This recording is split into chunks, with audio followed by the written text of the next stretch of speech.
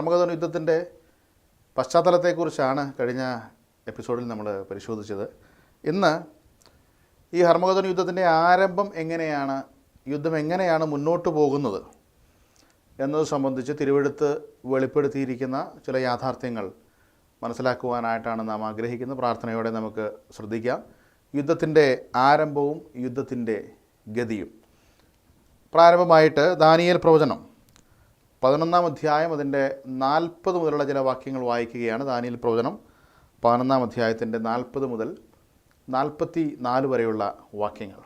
പിന്നെ അന്ത്യകാലത്ത് തെക്കേ ദേശത്തിലെ രാജാവ് അവനോട് എതിർത്തുമുട്ടും. വടക്കേ ദേശത്തിലെ രാജാവ് രഥങ്ങളോടും കുതിരച്ചേവകരോടും വളരെ കപ്പലുകളോടും കൂടെ ചുഴലിക്കാറ്റുപോലെ അവൻ്റെ നേരെ വരും. അവൻ ദേശങ്ങളിലേക്ക് വന്ന് കവിഞ്ഞ് കടന്നു പോകും. അവൻ മനോഹര ദേശത്തിലേക്കും കടക്കും. 10,000 പേര് ഇടറി വീഴും. എങ്കിലും ഏദോമും മോവാബും അമോന്യ ശ്രേഷ്ഠന്മാരും അവൻ്റെ കയ്യിൽ നിന്ന് വഴുതിപ്പോകും. അവർ ദേശങ്ങളുടെ നേരെ കൈനീട്ടും. മിസ്രയീം ദേശവും ഒഴിഞ്ഞ് പോകുകയില്ല.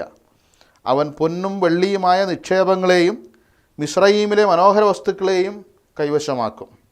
ലൂബ്യരും കൂശ്യരും അവൻ്റെ അനുചാരികൾ ആയിരിക്കും. 44-ാമത്തെ വാക്യം.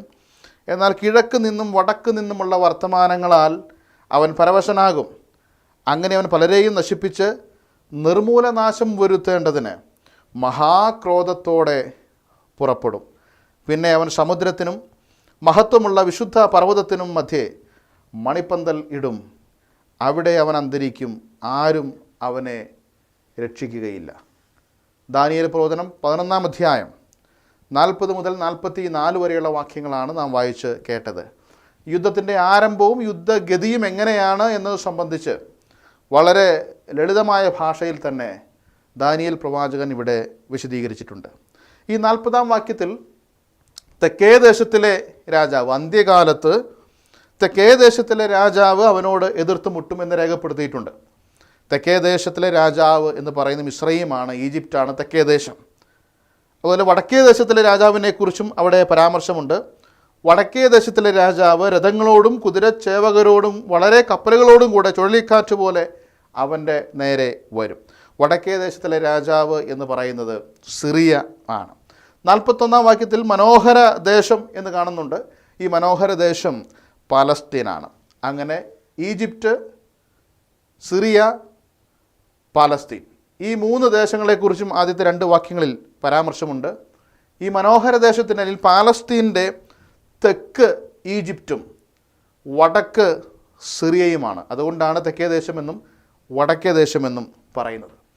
ഇതുവരെയുള്ള ഇസ്രായേലിൻ്റെ ചരിത്രം നമ്മൾ പരിശോധിച്ചാൽ ഇസ്രായേലിനെ ഏറ്റവും കൂടുതൽ ആക്രമിച്ചിട്ടുള്ള 2 രാജ്യങ്ങളാണ് ഈജിപ്റ്റും സിറിയയും. സിറിയയോടൊപ്പം എപ്പോഴും റഷ്യയുടെ സൈനിക ശക്തിയും സഹായത്തിനായിട്ടുണ്ട് എന്നുള്ളത് ചരിത്രം വെളിപ്പെടുത്തുന്ന ഒരു വലിയ യാഥാർത്ഥ്യമാണ്. ഇപ്പോൾ ഈജിപ്റ്റും സിറിയയും ചേർന്ന് മനോഹര ദേശത്തിലേക്ക്, പാലസ്തീനിലേക്ക് കടന്ന് ഇസ്രായേലിനെ, യെരൂശലേമിനെ ആക്രമിക്കുന്നതോടുകൂടെയാണ് ഹർമഗദോൻ യുദ്ധം ആരംഭിക്കുന്നത്. തെക്കേ ദേശം, അതായത് ഈജിപ്റ്റും സിറിയയും അവരുടെ സൈന്യവുമായിട്ട് പാലസ്തീനിലേക്ക്, മനോഹര ദേശത്തിലേക്ക് കടന്ന് യെരൂശലേമിനെ ആക്രമിക്കുന്നതോടുകൂടെ ഹർമഗദോൻ യുദ്ധത്തിന് ആരംഭം കുറിക്കുകയാണ്. അങ്ങനെ ഈ ഈജിപ്റ്റും സിറിയയും ഇസ്രായേലിനെ ആക്രമിക്കുന്ന സമയത്ത് 7 വർഷത്തെ ഉടമ്പടി പ്രകാരം അവരെ സഹായിക്കുവാൻ, ഇസ്രായേലിനെ സഹായിക്കുവാനായിട്ട് ദശരാഷ്ട്ര സഖ്യസേനയുടെ ഒരു വിഭാഗം യെരൂശലേമിലേക്ക് പ്രവേശിക്കുകയാണ്. ഏത് യുദ്ധം വന്നാലും ഉടമ്പടി പ്രകാരം ഇസ്രായേലിനെ, യഹൂദനെ സംരക്ഷിക്കുവാനുള്ള ബാധ്യത ഇപ്പോൾ ക്രിസ്തുവിനുണ്ട്. അതുകൊണ്ട് ഈജിപ്റ്റും സിറിയയും മനോഹര ദേശത്തിലേക്ക് കടന്ന് പാലസ്തീനിലേക്ക് കടന്നവരെ ആക്രമിക്കുന്ന സമയത്ത് ഈ ദശരാഷ്ട്ര സഖ്യസേനയുടെ ഒരു വിഭാഗം യെരൂശലേമിലേക്ക് കടന്ന് ഈജിപ്റ്റിനെയും സിറിയയും അവർക്കെതിരെ ആക്രമണം അഴിച്ചുവിടുകയാണ്. ഈ ദശരാഷ്ട്ര സഖ്യത്തിൻ്റെ തലവനാണ് അപ്പോൾ ക്രിസ്തു എന്നുള്ളത് കൊണ്ട് 10 രാജ്യങ്ങളുടെ സൈന്യം തൻ്റെ കീഴിലുണ്ട്. ഒരു വിഭാഗം സൈന്യം യെരൂശലേമിലേക്ക് പ്രവേശിച്ച് ഈജിപ്തിനെയും സിറിയയെയും ആക്രമിക്കുന്നതിനോടൊപ്പം തന്നെ മറ്റൊരു വിഭാഗം സൈന്യം, എതിർ ക്രിസ്തുവിൻ്റെ സൈന്യം ഈജിപ്തിലേക്ക് പ്രവേശിച്ച് ഈജിപ്തിനെതിരെ ശക്തമായ ആക്രമണം അഴിച്ചുവിടും. അതുകൊണ്ട് ഈജിപ്തും സിറിയയും പെട്ടെന്ന് തന്നെ പരാജയപ്പെടുകയാണ്. ഈ ചിന്തകളെ മനസ്സിൽ പിടിച്ചുകൊണ്ട് 40 മുതലുള്ള വാക്യങ്ങൾ നമുക്ക് ഒന്ന് ശ്രദ്ധിക്കാം. ഈജിപ്തും സിറിയയും മനോഹര ദേശത്തെ പാലസ്തീനെ ആക്രമിക്കുന്നതോടുകൂടെ ഹർമഗദോൻ യുദ്ധത്തിന് ആരംഭം കുറിക്കുകയാണ്.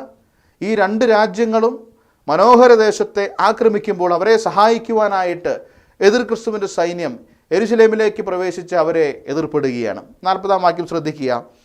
അവൻ ദേശങ്ങളിലേക്ക് വന്ന് കവിഞ്ഞ് കടന്നു പോകും. എതിർ ക്രിസ്തുവിൻ്റെ സൈന്യം ഒരു പ്രളയം പോലെ രാജ്യങ്ങളിലൂടെ കടന്നു പോവുകയാണ്. പ്രവഹിക്കുന്ന ബാധ എന്ന് നമ്മൾ യെശയ്യാവിൻ്റെ വാക്കുകൾ വായിക്കുന്നുണ്ട്. ഒരു പ്രളയം പോലെ ഈ രാജ്യങ്ങളിലൂടെ കവിഞ്ഞ് കടന്നു പോവുകയാണ്. 41-ാം വാക്യം. അവൻ മനോഹര ദേശത്തിലേക്കും കടക്കും, 10,000 പേര് ഇടറി വീഴും. ഈജിപ്തിനെയും സിറിയയെയും പരാജയപ്പെടുത്തുന്ന എതിർ ക്രിസ്തു യെരൂശലേമിൽ പതിയെ പിടിമുറക്കുവാനായിട്ട് ആരംഭിക്കും. 10,000 ആളുകളാണ് അവിടെ കൊല്ലപ്പെടാനായിട്ട് പോകുന്നത്. 41-ാം വാക്യം.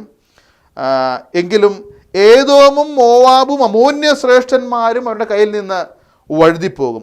എതിർ ക്രിസ്തുവിൻ്റെ കയ്യിൽ നിന്ന്, അവൻ്റെ സൈന്യത്തിൻ്റെ പിടിയിൽ നിന്ന് രക്ഷപ്പെടുന്ന 3 പ്രദേശങ്ങൾ ഏദോം, മോവാബ്, അമോന്യ ശ്രേഷ്ഠന്മാർ. കാരണം അടുത്ത 3.5 വർഷം ഇസ്രായേലിന് സംരക്ഷണം ഒരുക്കുന്നത് ഏദോമിലാണ്. വെളിപ്പാട് 12:6 നമ്മൾ വായിക്കുന്നുണ്ട്, സ്ത്രീ മരുഭൂമിയിലേക്ക് ഓടിപ്പോയി അവിടെ അവളെ 1260 ദിവസം പോറ്റേണ്ടതിന് ദൈവം ഒരുക്കിയ ഒരു സ്ഥലം അവൾക്കുണ്ട്. 14-ാം വാക്യം. അപ്പോൾ സ്ത്രീക്ക് മരുഭൂമിയിൽ തൻ്റെ സ്ഥലത്തേക്ക് പറന്നു പോകേണ്ടതിന് വലിയ കഴുകിൻ്റെ 2 ചിറക് ലഭിച്ചു. അവിടെ അവളെ സർപ്പത്തോട് അകലെ 1 കാലവും 2 കാലവും അരക്കാലവും 3.5 വർഷം പോറ്റി രക്ഷിക്കുകയാണ്. യെരൂശലേമിന് 130 കിലോമീറ്റർ തെക്കാണ് ഈ ഏദോം എന്ന് പറയുന്ന സ്ഥലം. അപ്പോൾ എതിർ ക്രിസ്തുവിൻ്റെ കയ്യിൽ നിന്ന് ഇവർ രക്ഷപ്പെടുന്നതിൻ്റെ കാരണമെന്ന് പറഞ്ഞാൽ ദൈവം ഇസ്രായേൽ ജാതിയെ സംരക്ഷിക്കുവാനായിട്ട് ഒരുക്കുന്നൊരു പ്രദേശമാണ് അത് എന്നുള്ളത് കൊണ്ടാണ്. 42-ാമത്തെ വാക്യം ശ്രദ്ധിക്കുക. അവർ ദേശങ്ങളുടെ നേരെ കൈനീട്ടും, മിസ്രയീം ദേശവും ഒഴിഞ്ഞു പോകുകയില്ല. അപ്പോൾ ഇസ്രായേലിന് ചുറ്റുമുള്ള രാഷ്ട്രങ്ങളെ ആക്രമിക്കുന്ന എതിർ ക്രിസ്തുവിൻ്റെ സൈന്യം ഈജിപ്തിനെ അപ്പാടെ തകർത്ത് കളയുകയാണ്, ഈജിപ്തിനെ അപ്പാടെ നശിപ്പിക്കുകയാണ്. 43-ാമത്തെ വാക്യം. മിസ്രയീമിലെ സമ്പത്ത് മുഴുവൻ, ഞാൻ ഇങ്ങനെ വായിക്കുന്ന 43-ാമത്തെ വാക്യം. അവൻ പൊന്നും വെള്ളിയുമായി നിക്ഷേപങ്ങളെയും മിസ്രയീമിലെ മനോഹര വസ്തുക്കളെയും കൈവശമാക്കും. അപ്പോൾ ഈജിപ്തിനെ പരാജയപ്പെടുത്തുന്നതിനോടൊപ്പം തന്നെ മിസ്രയീമിലെ സമ്പത്ത് മുഴുവൻ കൊള്ളയടിക്കുകയാണ്. ഈജിപ്തിൻ്റെ സഖ്യകക്ഷികളായിരിക്കുന്ന ലൂബ്യർ, അതായത് ലിബിയ, കൂഷ്യർ, എത്യോപ്യ, ഇവർ എതിർ ക്രിസ്തുവിന് കീഴടങ്ങുകയാണ്. എന്നാൽ ഇങ്ങനെ അതിശക്തമായ ഒരു സൈനിക ചലനം, പ്രവഹിക്കുന്ന ബാധ പോലെ, ഒരു വലിയ പ്രളയം പോലെ രാജ്യങ്ങളെ കവിഞ്ഞ് കടന്നു പോകുന്ന എതിർ ക്രിസ്തുവിൻ്റെ സൈന്യം ഇങ്ങനെ യെരൂശലേമിനെ സഹായിക്കുവാനായിട്ട് അവിടേക്ക് പ്രവേശിച്ച് ഈജിപ്തിനെയും സിറിയയും പരാജയപ്പെടുത്തി അയൽ രാജ്യങ്ങളെ ആക്രമിച്ച് യെരൂശലേമിൽ പതിയെ പിടിമുറുക്കുവാനായിട്ട് എതിർ ക്രിസ്തു ശ്രമിക്കുന്ന സമയത്ത് നാം 44-ാമത്തെ വാക്യത്തിൽ വായിക്കുന്നു, കിഴക്ക് നിന്നും വടക്ക് നിന്നുമുള്ള വർത്തമാനങ്ങളാൽ അവൻ പരവശനാകും. അവനെ പരവശനാക്കുന്ന, എതിർ ക്രിസ്തുവിനെ അമ്പരപ്പിക്കുന്ന വാർത്തകൾ കിഴക്ക് നിന്നും വടക്ക് നിന്നും താൻ കേൾക്കുകയാണ്. എന്താണ് എതിർ ക്രിസ്തുവിനെ പരവശനാക്കിയ, അമ്പരപ്പിച്ച കിഴക്ക് നിന്നുള്ള വാർത്ത? ഈ ജയിക്കുന്നവനായും ജയിപ്പാനായും പുറപ്പെടുന്ന ഈ സമയത്ത് യെരൂശലേമിൽ പിടിമുറുക്കിക്കൊണ്ട് ചുറ്റുമുള്ള രാഷ്ട്രങ്ങളെ പരാജയപ്പെടുത്തി ലോകത്തെ കീഴ്പ്പെടുത്തുവാനായിട്ട് മുന്നേറുന്ന സമയത്ത് കിഴക്ക് നിന്നുള്ള അമ്പരപ്പിക്കുന്ന വാർത്ത, അത് വെളിപ്പാട് പുസ്തകം 16-ാം അധ്യായം 12-ാമത്തെ വാക്യത്തിൽ രേഖപ്പെടുത്തിയിട്ടുണ്ട്.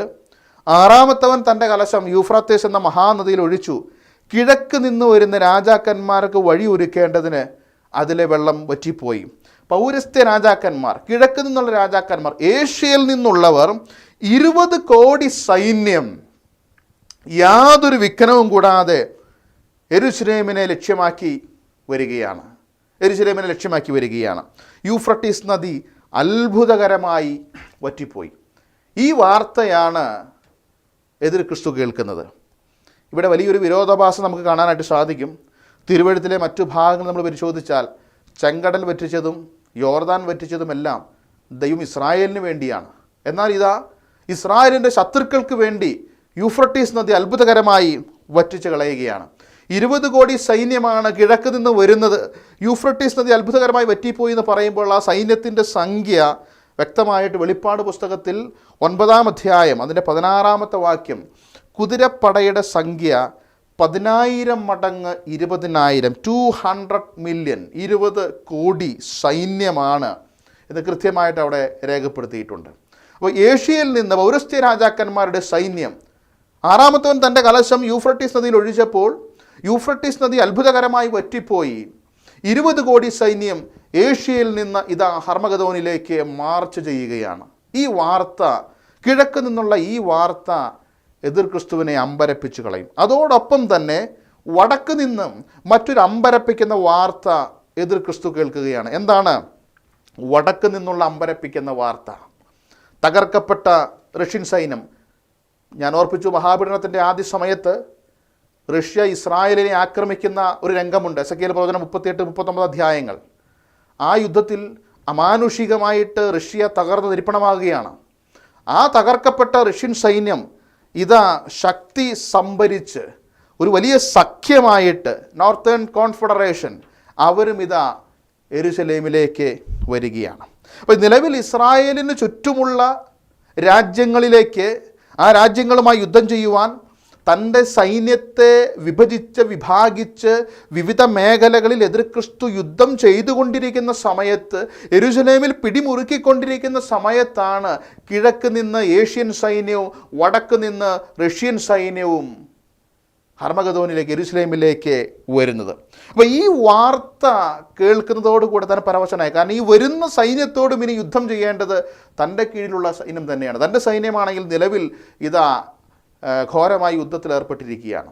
അപ്പോൾ ഈ വാർത്ത അവനെ അമ്പരപ്പിച്ച് കളയും. ഇസ്രായേലിനെ സഹായിക്കുവാനായിട്ട് എന്ന വ്യാജേന യെരുശലേമിലേക്ക് പ്രവേശിച്ച് യെരുശലേമിൽ പിടിമുറുക്കി ചുറ്റുമുള്ള രാഷ്ട്രങ്ങളെ പരാജയപ്പെടുത്തി മുന്നോട്ട് കുതിക്കുന്ന സമയത്താണ് ഈ വാർത്ത കേൾക്കുന്നത്.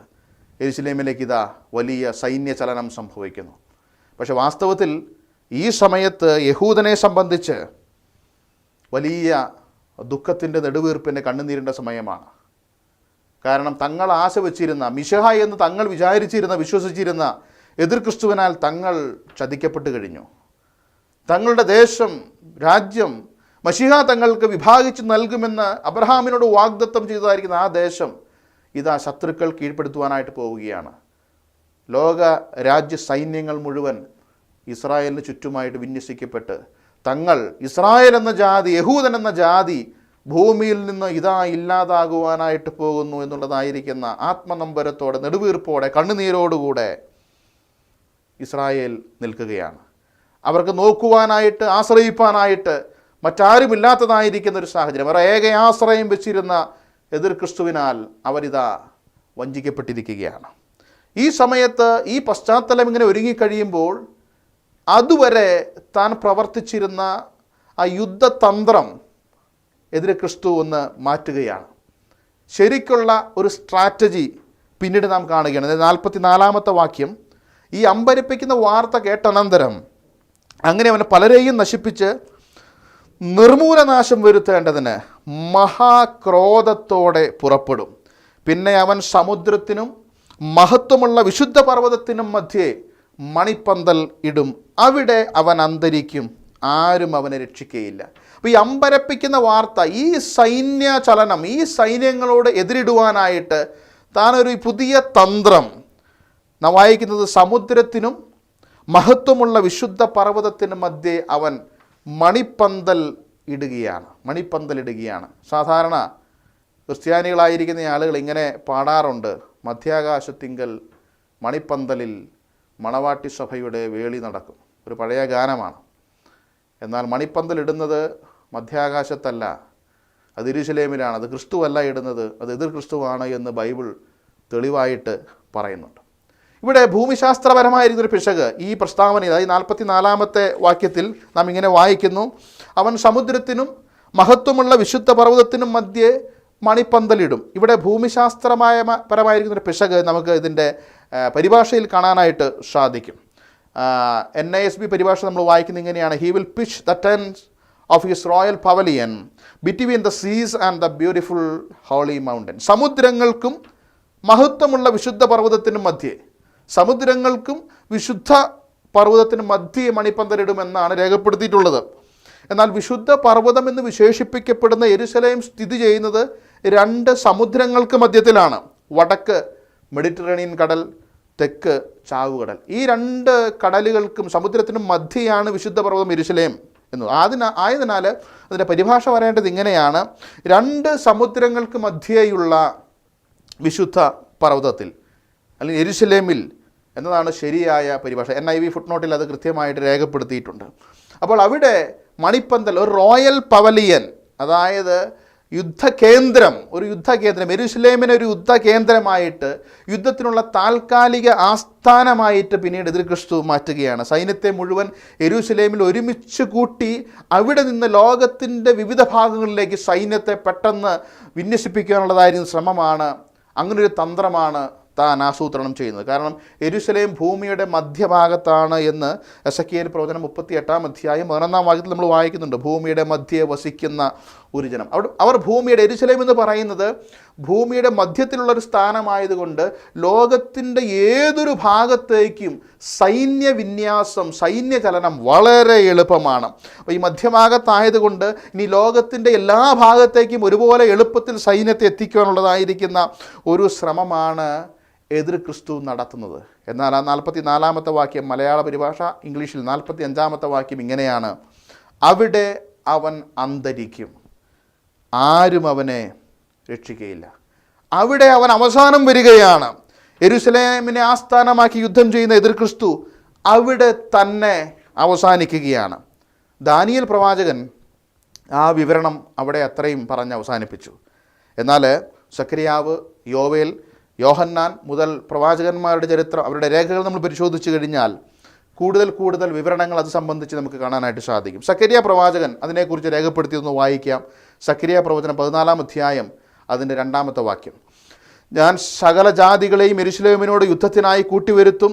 നഗരം പിടിക്കപ്പെടുകയും വീടുകളെ കൊള്ളയിടുകയും സ്ത്രീകളെ വഷളാക്കുകയും നഗരത്തിൻ്റെ പകുതി പ്രവാസത്തിലേക്ക് പോവുകയും ചെയ്യും. ജനത്തിൽ ശേഷിപ്പുള്ളവരോ നഗരത്തിൽ നിന്ന് ഛേദിക്കപ്പെടുകയില്ല. അപ്പം നഗരം പിടിക്കപ്പെടുന്നു, വീടുകളെ കൊള്ളയിടുന്നു, സ്ത്രീകളെ വഷളാക്കുന്നു, നഗരത്തിൻ്റെ പകുതി പ്രവാസത്തിലേക്ക്. ഇതൊക്കെ ആ സമയത്ത് നടക്കുന്ന കാര്യമാണ്. സകല ജാതികളും യെരുശലേമിനോട് യുദ്ധത്തിനായി കൂട്ടി വരത്തപ്പെടുന്ന സമയത്ത് നഗരം പിടിക്കപ്പെട്ട്, വീടുകൾ കൊള്ളയിടപ്പെട്ട്, സ്ത്രീകളെ വഷളാക്കി നഗരത്തിൻ്റെ പകുതി പ്രവാസത്തിലേക്ക് പോവുകയാണ്. അപ്പോൾ യെരുശലേമിൽ മണിപ്പന്തൽ ഇട്ടുകഴിഞ്ഞ് ദൈവാലയത്തിൽ എതിർ ക്രിസ്തുവിൻ്റെ പ്രതിമ സ്ഥാപിച്ച് അതിനെ നമസ്കരിക്കുവാൻ ആവശ്യപ്പെട്ട അനന്തരമാണ് ഈ സംഭവങ്ങളൊക്കെ നടക്കുന്നത്, ഉടമ്പടി ലംഘിച്ചതിന് ശേഷം. ഇവിടെ നാം ശ്രദ്ധിക്കേണ്ട ഒരു വിഷയം, എതിർ ക്രിസ്തുവും പ്രവാചകനും ഒന്നിക്കുകയാണ്, രാജാവും പ്രവാചകനും ഒന്നിക്കുകയാണ്. സാധാരണ ഇസ്രായേലിൻ്റെ ചരിത്രം പരിശോധിച്ചാൽ രാജാക്കന്മാർ ചെയ്യുന്ന തെറ്റുകളെ ശാസിക്കുക എന്നുള്ളതായിരുന്നു പ്രവാചക ധർമ്മം.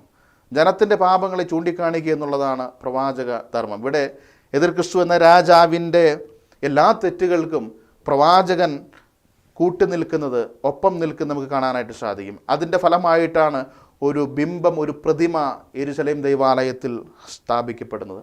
അങ്ങനെ യെരുശലേം ദൈവാലയത്തിൽ ഈ പ്രതിമ സ്ഥാപിക്കപ്പെട്ട് കഴിയുമ്പോൾ, ബിംബം ഉയർത്തപ്പെട്ട് കഴിയുമ്പോൾ ഇസ്രായേൽ ജനം ഒരു വലിയ യാഥാർത്ഥ്യം മനസ്സിലാക്കും. പുറപ്പാട് ദിവസം 20-ാം അധ്യായം 4-ാമത്തെ വാക്യം: ഒരു വിഗ്രഹം ഉണ്ടാക്കരുത്, മീതെ സ്വർഗത്തിലെങ്കിലും താഴെ ഭൂമിയിലെങ്കിലും ഭൂമിക്ക് കീഴെ വെള്ളത്തിലെങ്കിലുമുള്ള യാതൊന്നിൻ്റെയും പ്രതിമയും അരുത് എന്നുള്ളതായിരിക്കുന്ന വ്യക്തമായ കൽപ്പന. അപ്പോൾ എതിർ ക്രിസ്തു തൻ്റെ ബിംബം ഈ ദൈവാലയത്തിൽ പ്രതിഷ്ഠിച്ച് കഴിയുമ്പോഴാണ് തങ്ങൾ പ്രത്യാശ വച്ചിരുന്ന മശിഹ അല്ല ഇത് എന്നുള്ള യാഥാർത്ഥ്യം ഇസ്രായേലിയർ തിരിച്ചറിയുന്നത്. അവിടെ മുതൽ അവർ എതിർക്കുവാനായിട്ട് ആരംഭിക്കുകയാണ്. അവിടെ മുതലാണ് യെരുശലേമിൻ്റെ മേൽ എതിർ ക്രിസ്തു ആധിപത്യം പുലർത്താനായിട്ട് ശ്രമിക്കുന്നത്. പിന്നീട് യുദ്ധം രൂക്ഷമാകുകയാണ്. ഇസ്രായേൽ നിസ്സഹായരായിട്ട് തീരുകയാണ്. പതിയെ ഇസ്രായേൽ എന്ന ജാതി മാനസാന്തരത്തിലേക്കും അനുതാപത്തിലേക്കും തിരിയുകയാണ്. യോവേൽ പ്രവചനം 3-ാം അധ്യായം 1 മുതൽ 3 വരെയുള്ള വാക്യങ്ങൾ: ഞാൻ യഹൂദയുടെയും യെരുശലേമിൻ്റെയും സ്ഥിതി മാറ്റുവാനുള്ള നാളുകളിലും കാലത്തിലും ഞാൻ സകല ജാതികളെയും കൂട്ടി യഹോശാഫാത്ത് താഴ്വരയിൽ ചെല്ലുമാറാക്കുകയും എൻ്റെ ജനം നിമിത്തവും എൻ്റെ അവകാശമായ ഇസ്രായേൽ നിമിത്തവും അവരോട് വ്യവഹരിക്കുകയും ചെയ്യും. അവർ അവരെ ജാതികളുടെ ഇടയിൽ ചിതറിച്ച് എൻ്റെ ദേശത്തെ വിഭാഗിച്ച് കളഞ്ഞുവല്ലോ. അവർ എൻ്റെ ജനത്തിന് ചീട്ടിട്ട് ഒരു ബാലനെ ഒരു വേശ്യയ്ക്ക് വേണ്ടി കൊടുക്കുകയും ഒരു ബാലയെ വിറ്റ് വീഞ്ഞു കുടിക്കുകയും ചെയ്തു. ഇത് മഹാപീഡനത്തിൻ്റെ മധ്യത്തിൽ നടക്കുന്ന ഈ പ്രതിമയെ അല്ലെങ്കിൽ ബിംബത്തെ, എതിർ ക്രിസ്തുവിനെ ആരാധിക്കുവാനായിട്ടുള്ള കൽപ്പന ലംഘിക്കപ്പെടുന്നതോടുകൂടെ സംഭവിക്കുന്ന ഒരു കാര്യമാണ്. പിന്നീട് ഇസ്രായേലിനെ സംബന്ധിച്ചിടത്തോളം സകലരാലും കൈവിടപ്പെട്ട ആ അവസ്ഥയിൽ അവരെ സഹായിക്കുവാനായിട്ട് ആരുമില്ലെന്നുള്ള തിരിച്ചറിവിൽ യഥാർത്ഥമായ അനുതാപത്തോടെ മാനസാന്തരത്തോടെ അവർ ഉയരത്തിലേക്ക് കണ്ണുകൾ ഉയർത്തുന്ന സമയത്താണ് ആകാശം കീറി കർത്താവ് ഇറങ്ങി വരാനായിട്ട് പോകുന്നത്. അബ്രഹാമിനോട് ചെയ്ത വാഗ്ദത്തത്തിൻ്റെ ഉടമ്പടിയുടെ നിവൃത്തിക്കായിട്ട് ഇസ്രായേലിനെ സഹായിക്കുവാൻ അവരുടെ അനുതാപത്തിൻ്റെ, അവരുടെ മാനസാന്തരത്തിൻ്റെ കണ്ണുനീർ വീഴ്ത്തി കഴിയുമ്പോൾ ഇതാ സ്വർഗം തുറന്ന് വെള്ളക്കുതിരപ്പുറത്ത് കർത്താവ് ഇറങ്ങി വരികയാണ്. ഇസ്രായേലിനെ വിടുവിക്കുവാൻ, ഇസ്രായേലിനെ മോചിപ്പിക്കുവാൻ. തുടർന്നുള്ള വിഷയങ്ങൾ വരും ദിവസങ്ങൾ നമുക്ക് പരിശോധിക്കാം. കർത്താവ് നമ്മെ സഹായിക്കട്ടെ.